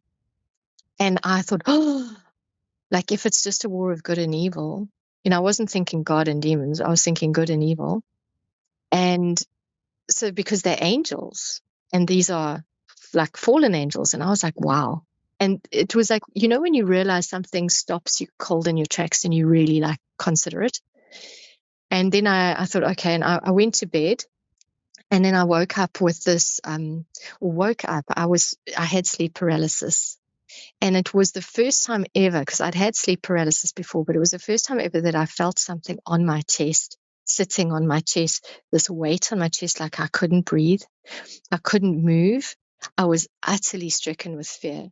And I could feel this like breathing in my face, and it smelled like a mixture between rotten chicken and adult feces, like not baby nappy stuff, adult. It was the most foul smell I have ever smelt, and it was breathing it in my face. And I was so petrified. The feeling of evil on top of me was so huge. And what came out of my mouth surprised me, because I couldn't even, my jaw was like locked, but it came out, Jesus, help me, but shouted out. But I didn't even think that. I didn't even know where that came from, because I wouldn't have thought of Jesus. I had mocked Jesus. I had even said that he didn't exist. I had said, I didn't really like Christians, and you know what I mean? I thought they were naive and silly, and, so when it came out of my mouth, what I noticed was immediately this thing went backwards. It got like, as if someone like a sucked out of this realm off me. It went backwards off me. And it was so sudden that I could breathe, and I could, and I was shaking, and then the shaking got really bad. I ran to the bathroom, and this is like, afterwards I was told deliverance. I didn't even know what deliverance meant. I was throwing up, and we had salads for dinner. Like it was a very light dinner. And what I was throwing up, they looked like, I'm sorry, explicit, but they looked like turds. I didn't know what all the those heck demons, I was throwing right? up. I was throwing up, and it felt like it was literally extracting them from the inside of my toes. I was like, I've never retched like that in my life. And I was shaken. And I, washed my face and washed my mouth out, and I came back into the room, and I looked into the one area where I felt that this thing had been pushed from. It was the one, and I said, Jesus, if this means you're real, I'm sorry. And then I said, and I realized what came into my head was there's power in the name. That's what was in my head. There's power in the name. I was like, wow. I got back into bed and was trying to make sense of all of this, and I fell asleep. And what I dreamt was on the floor. So in the dream, like the first thing I notice is that, okay, I'm standing and I hear this stand strong. And I look at my biceps and they're big. They're not mine. They're like, and I can see a shield in the one hand. I can see a breastplate. It's silver and gold. And I look to my right hand and there's a sword. It's a big one, like a Scottish claymore style. It's not a short one. It's a big one. And I've got something around my waist. It feels like a band that's holding my back firm. And I've got what looks like a little leather strappy skirt. I don't know. Do you know, like Roman almost style? And I can see sandals on my feet that are like dark leather, thin straps. And on my head, I've got this helmet because I can feel it coming down between my eyes. So like a full armor of God. But I didn't know that. I didn't know that. So I'm just experiencing it directly. I can feel the weight of the sword and the shield, but I feel strong, and it's going stand strong. And I can feel not powerful, like empowered to do something. I just feel like nothing can touch me. I've never felt this strong before. Right? It was so, I've never in my life felt like that before or since. And I look down on the floor and there are two bodies, and what I hear is fallen from a great height. And they're two, and there's a female and a male. And the female has got, they're dressed up like the French bourgeoisie, like with a big wig. And I had seen people actually jump out of buildings, what their bodies look like. They literally, when they fall, it's a very unnatural fall. Do you know what I mean? They're very sort of, it's not just like someone sleeping. It's kind of all splayed out, disfigured. And she was wearing a pale satin yellow dress. It had a lot of petticoats, and that was sort of pushed up and over. She had these, they're not pantyhose, I don't know what they call them, like garter things. And then her shoes, I could describe the material of it. It was so hyper realistic. The green velvet, and they looked like the back looked like the lavatory. I don't know why. These details are so real. She was lying on her front with her head to the side. And the man had, he looked almost like somebody who would open the doors or something for that era, like knickerbocker pants, his hair tied back in a pony with, do you know what I mean? Like tails. It's like a period costumes. And in the distance, I look up and I can see something that looks like a mirage, like that heat over a hot road or something. It's like a ball of that. And it comes and it moves in. It goes up from the base of her spine. It travels up her spine, and it's moving her body as it does it. And then it gets into her head, and her head flicks around and her eyes open, and it's all black.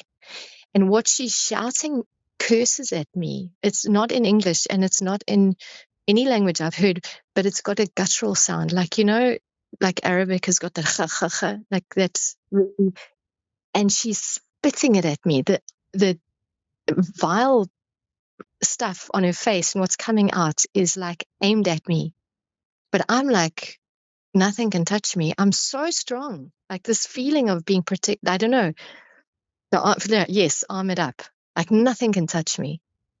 And I don't even feel like anger or hatred or like I have to do anything. I'm just witnessing this, and this thing can't do anything because it can only animate the head and the eyes and the mouth. It can't animate the body. It can't do anything to me. And then goes back out, goes into the man at the base of the spine and does the same thing. He doesn't swear at me. He's more like looking at me and spitting. It's real disgusting, like evil, right? And And in that moment, I'm just like, and stand strong. It was 3 times, stand strong. And then I woke up and I was like, what on earth has just happened? So I contacted my aunt in South Africa, who's a reborn Christian, because she was like the only kind of Christian I knew, really. And I told her everything, and she was like, read Ephesians 6, verses 12 to 18. This is what you know. And it was exactly that. Like, there's no way that I could have come up with this stuff myself. So this was me being shown, yes, it's a spiritual battle. Yes, they're fallen angels. And there's the armor of God. And I was delivered. I mean, that was it was huge. But I didn't really know what to make of it. I didn't know what to make of it at the time. I was like, well, I don't know what all that was about. And I just couldn't compute it. So I sort of put it in aside and carried on, and then, years and years later, like I still do and was getting some dreams that were not, that I think are messages that, God has spoken to me through them.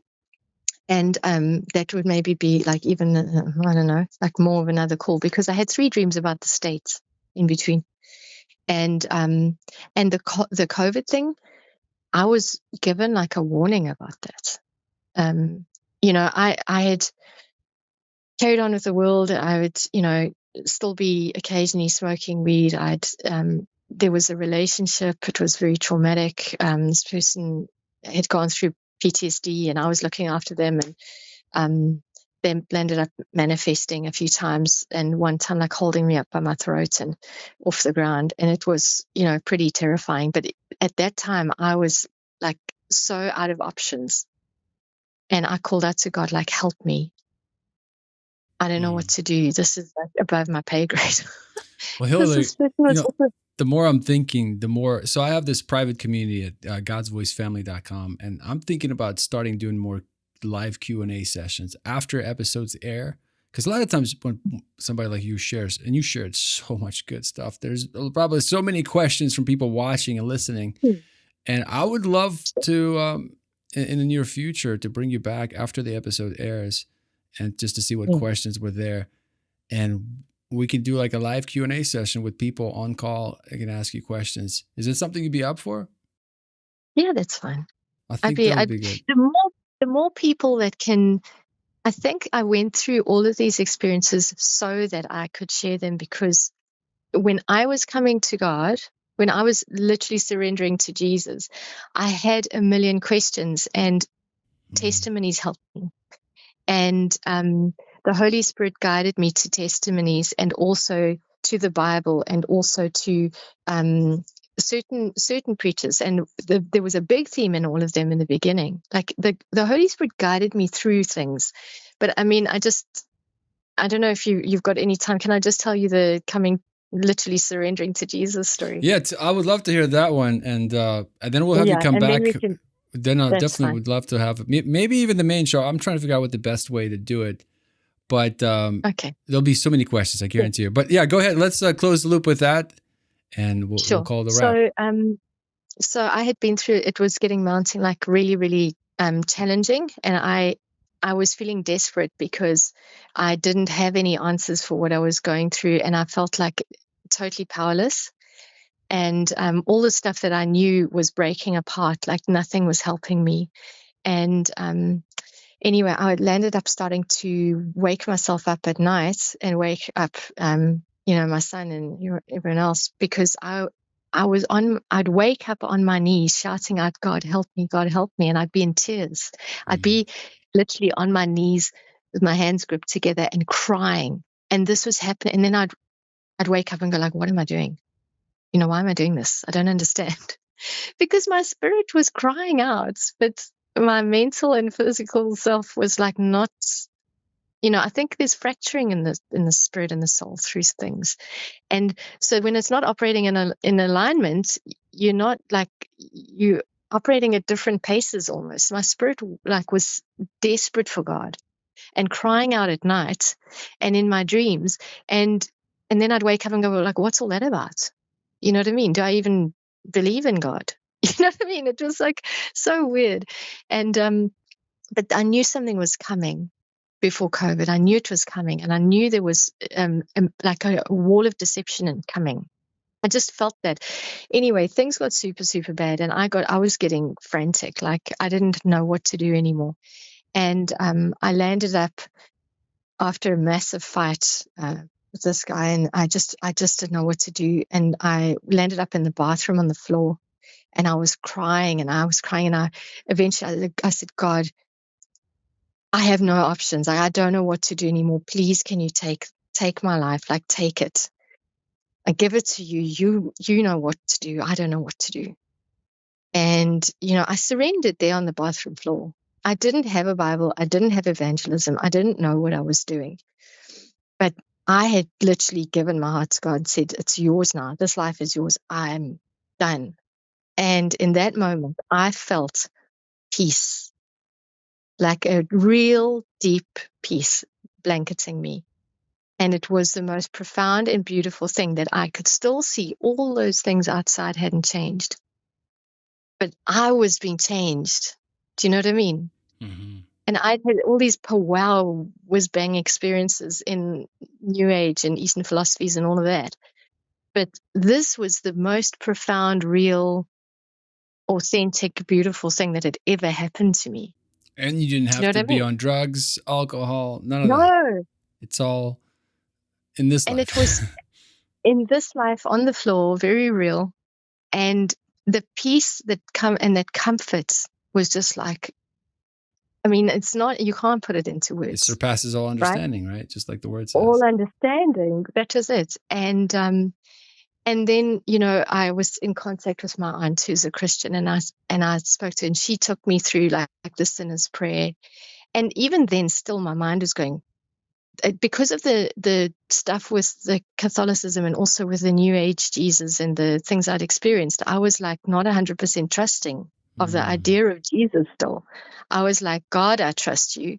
You're going to have to show me about Jesus. Do you know what I mean? How long ago did this happen, by the way? About 5 years now. Wow. No, maybe 5 years. I mean, the thing is that I can put it back to the time. Some people remember dates and times. I don't remember birthdays, dates, times, stuff I'm like the that. same Is way. really, really. And I used to be guilty about that because you talk to, especially like Baptists, for some reason they're just like, I was sitting on the pew left of this. I remember what I was wearing. I'm like, none of that. I don't have any. Yeah. I just remember the time period. I was desperate around that area time, and I cried out. And well, Hilary, I got to run here in a second, but I'm curious. Is there like a website, a contact information for those that do want to get in touch with you? What would be the best way? I don't have anything. I'm trying to at the moment just write down the full testimony because it's a lot. And what God did for me afterwards, how the Holy Spirit showed me and taught me the fundamentals of the gospel, was not via people in a church. That came later. So it was all via God and His grace and His patience and His mercy, and me renouncing stuff and doing like online deliverance things and just breaking chains with God's guidance. That was all, and that's what I want to encourage people about, is that it doesn't all have to look the same. It doesn't all have to look perfect, because you kind of hit into some of the stuff with Christians who do say, I don't know, who don't want to hear this stuff. It sounds weird to them. And so I struggled in the churches and things like that because I just seemed too much, like too weird. And it makes some Christians who've they've grown up in the faith, it makes them feel uncomfortable. Not all of them for sure, but definitely some. Well, and luckily this show, I'm trying to reach the New Age people. Yeah. People that are into that. So yeah, everything you shared, I'm sure a lot of people are connecting with. They're like, yeah, done this, done that. They're probably going through the list and have done a lot of the things you've done, because they're seeking and searching, and they know that there's a lot more than they can see. Yeah. But 100%. man, I am, you mentioned deliverance and all these things. I'm actually working with Rita. She was a former guest on my show. She was like she's brilliant. Yeah. And she put together, I asked her, I was like, Rita, we need to do some kind of like a challenge where it's like 7-day deliverance challenge, where it's like people can go through each day. And I asked her to record some videos and things like that, where at least help people to get them on the right track. because we can't help everybody, your time and it's just impossible, but create something a little more automated. And she did record a lot of stuff for me. So I'm going to put that together one of these days. Want to find some That time. would be good. But that would be a good step for people to go through. Your channel has been so good, because even while I've been listening, there would be like, oh wow, yeah, exactly, that makes sense of that. There's even definitely for me, it's been the same. Rita's was amazing. I sent that to a ton of people as well, because it made so much sense to me. And even now, people are like always telling me of stuff, and I'm thinking, well, like that could be a lineage thing, that could be like a lineage curse, that could be a and that people are going through so much depression, and as economic times get harder and things get more difficult for people and weird on the world, they need this. It's like time. Even like you sharing, a lot of times people, like your average Christian shows, they don't talk about these things.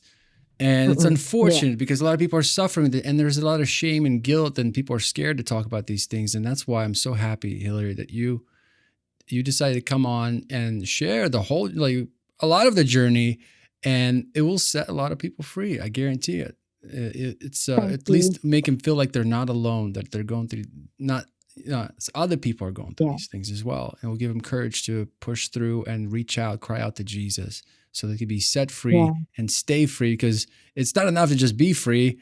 You got to fill yourself up with the word of God, and got to have the relationship. And that's a whole new step. And so you can be free, stay free. And, that's kind of what I told the read. I was like, I want to create this course where it's like, helps people to get free and stay free for absolutely free. A lot of free. For free. And I love that. Well, I mean, I think your intention behind this, like what you want comes through. And that's why it's been so successful.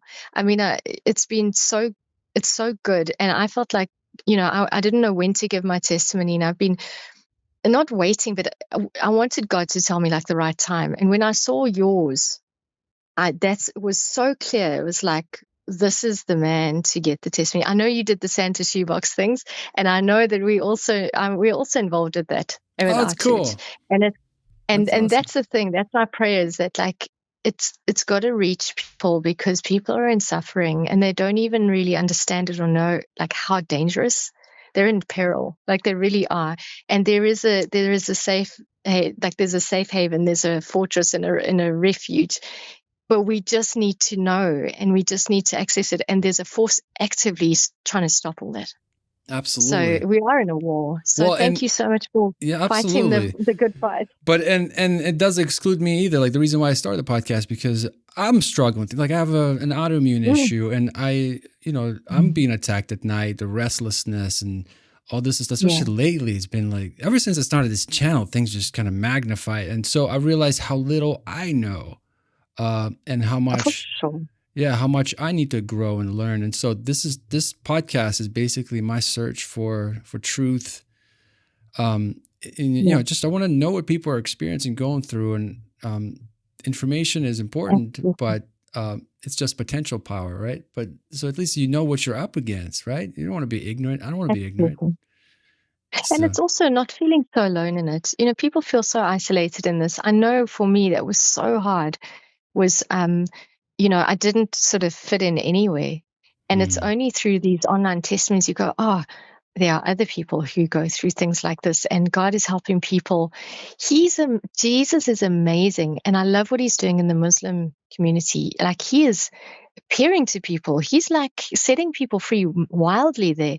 But in the West, people are so complacent. They're so distracted, and there's so much apathy, and there's so much suffering. Yeah, and I fall in that category. I'm in the West, and I know, it's so easy to get caught up in that, and that's why I'm like, man, I got to do something, and this is my something. And you know what? Jesus appeared to me 10 years ago in a dream. When you were describing your dream, it was in the same kind of experience. I remember moving my hands, and it's like a dream within the dream. I don't even know how to describe it, but he told me that he'll help me start this podcast. And I thought it was going to happen instantly. 10 years in the making, finally it happened. And, and that's another thing, Hilary, is that he's sending me his people to share, like people like you. I'm not actively searching people. I'm booked for like the next 3 months. I know. And so like I'm not smart enough to do any of this. I know that, but I just want to be obedient. And speaking of obedience, I gotta go pick up my kids. Okay, thank you so much for your time. Sorry, we went way No, over. this was I really appreciate this is music to my ears. I love this. This is I can talk about this all day long. This is I'm learning. I want to make sure that I set up my kids the proper way, that they learn from our mistakes. You know, that's the goal, to set up the next generation. God's plan is so perfect, and He's got everybody like kind of where they need to be in order to show others and in order to share this. And it does mean that we go through suffering and confusion and whatever. But I do think, you know, what you're doing is great. And I do pray for you. I do pray for your podcast, because I know that it would come under attack.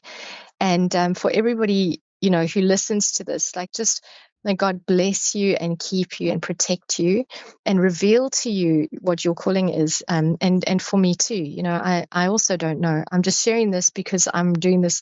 Like, I know I want to be obedient to what God says, you know. And I was so disobedient all my life. Yeah, no, I appreciate it. It takes a lot to come out and say all these different things. And I'm sure in the comments, people will be criticizing this and that and the other thing, but hey. But people also, you know, there's not enough time to really go through all of this and the revelations you get along the way. It's a snippet. It's a snippet. There's so much more. And I could do another 3 hours just on what God's And maybe done. we will. I'd love that. I think that'd be so cool. But yeah, we all see through the glass dimly. And I think no one truly arrived. One thing we know for sure, that Jesus is the only way. And that's all we can agree on. Everything else is, you know, we're just learning, growing. Well, Hilary, thank you so much. We'll stay in touch. God bless. Take care. Thank you so much. This was fun. You too. God bless. Really enjoyed this. Thank you. Take care. Bye-bye. Hey, thank you so much for watching. If today's episode spoke to you, share with someone who needs to hear it. And if you had a supernatural encounter of your own, I'd love to hear it. Just go to godsvoicetoday.com/call to schedule your call. And I'll see you in the next episode. It should be coming up right here on the screen.